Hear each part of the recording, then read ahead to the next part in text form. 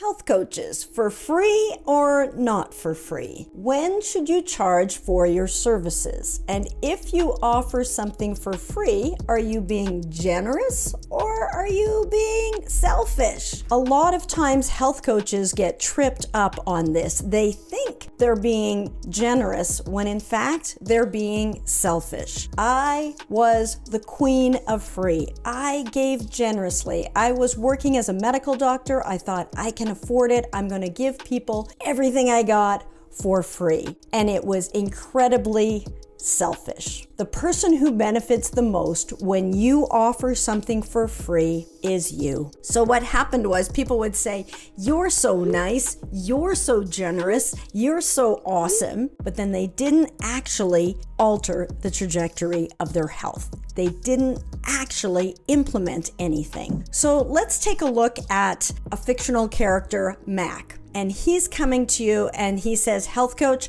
I need to lose 100 pounds. Can you help me?" And you're like, "Yeah, sure, Mac, I can help you, but I know you're going through something. It's okay. You don't have to pay. I know you. It's okay. It's okay. You can do it for free. It's all right." And he's like, "Ah, gee, thanks." And then on the weekend, his buddies come to town and they're like, "Hey, Mac, we haven't seen you in ages. Let's go out for beer and wings." And he's like, "Oh, I haven't seen you guys in forever." "Yeah, sure." And just like that, he's off track. Now let's rewind. He comes to you. He says, "Health coach, I need to lose 100 pounds. I want to be there for my kids. Can you help me?" And you say, "Sure, Mac. I know exactly what to do. I'm going to help you lose those 100 pounds. And the investment in the program is something significant. Let's say $1,000. And he'll go, "Okay, I'm in." And just like that, you've thrown him a lifeline. He's grabbed hold and he's just secured his success. Now, on the weekend, his buddies come to town and say, "Hey, Mac, let's go out for beer and wings. We haven't seen you in ages." And he'll be like, "Guys, I'm doing this thing right now. I can't, but I'd love to see you.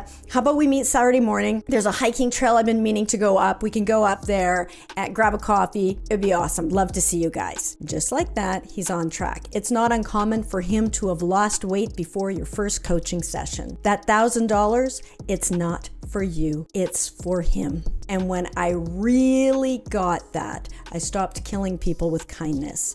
So if they get something for free, anything that costs more than free is a priority. And the biggest problem people have in changing their habits and going from point A of their health problem to point B of their solution is they haven't made this a priority. They have let everything and everyone else dictate what they should be doing. So that financial commitment allows for a moment, for 90 days, say, themselves to be a priority, to give this issue focus so that they can get on the other side of this. So be wary when you are offering something for free. Are we looking for the ego pat on the back so that we are feeding our people-pleasing ego? Or do we actually care about helping this person go from point A to point B? Do not do them the disservice of disempowering them, of saying,